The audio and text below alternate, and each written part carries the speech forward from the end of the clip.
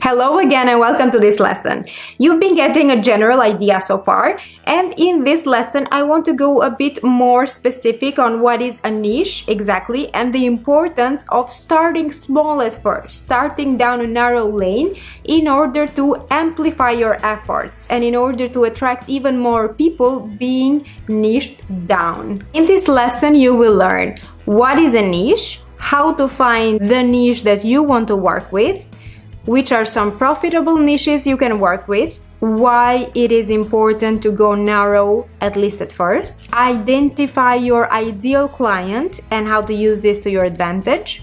Also create content with the ideal client in mind, because the better you know who you serve, the better you can sell your services. Never forget about that. In order to attract clients to you, it would help to choose a specific niche or industry or category that you like to work with, that inspires you, at least as a start, because you can always change and rebrand along the way.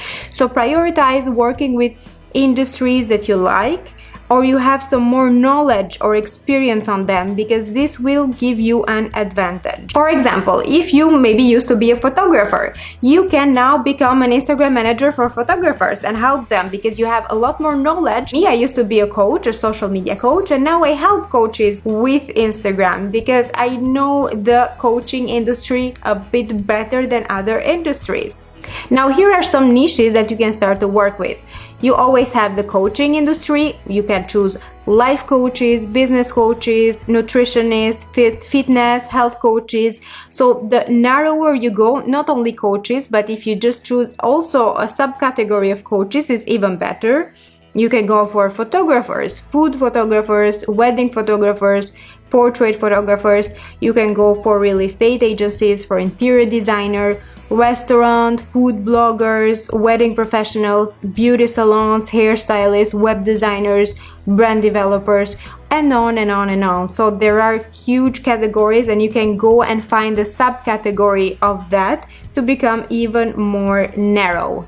Now about niching down, I see a lot of my students being worried that if they say they are an Instagram manager for life coaches, that they will turn away or other people will not hire them. To be honest, this does attract even more people because in the end, you don't need to say no to a brand that approaches and you don't need to keep away other industries. If they will ask you for your advice or your help, you are more than welcome to help them if you feel like you can really help them. So you also need to be ethical about that. Don't forget, we do have some homework. I have the ideal client avatar workbook.